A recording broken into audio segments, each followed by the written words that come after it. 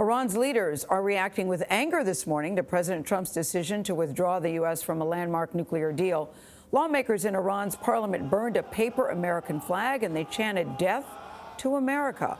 Iran's supreme leader called the president's words yesterday silly and superficial and said, "Mr. Trump, you've made a mistake." In his White House announcement, President Trump called the 2015 deal horrible and disastrous. His decision to pull out threatens to strain relations with U.S. allies in Europe, who say they are standing by the agreement. Paula Reid is at the White House. Paula, good morning.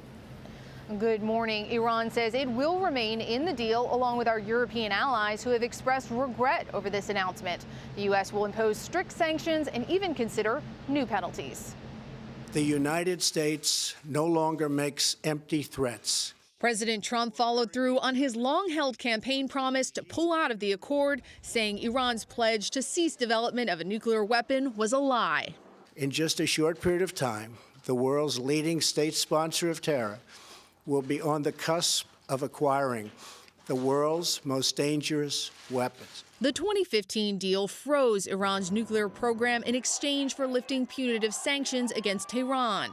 A memorandum signed by the president Tuesday would reinstate many of those sanctions. Any nation that helps Iran in its quest for nuclear weapons could also be strongly sanctioned. Under the financial sanctions, European companies will have between 90 and 180 days to wind down their operations in Iran. The oil sanctions will require European and Asian countries to reduce their imports from Iran. And licenses for Boeing and Airbus to sell passenger jets to Iran will be revoked, costing the companies billions of dollars. I think the decision that they took makes war more likely, makes an Iranian bomb more likely, and makes the United States less safe.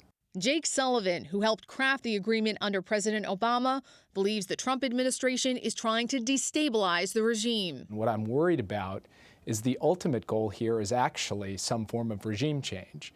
And that's a return to an old playbook that we haven't seen work out so well before. White House officials believe that abandoning the deal establishes a position of strength for the U.S., with implications not just for Iran, but also for North Korea, sending a message that the United States will not accept inadequate deals. John? Paula, thanks.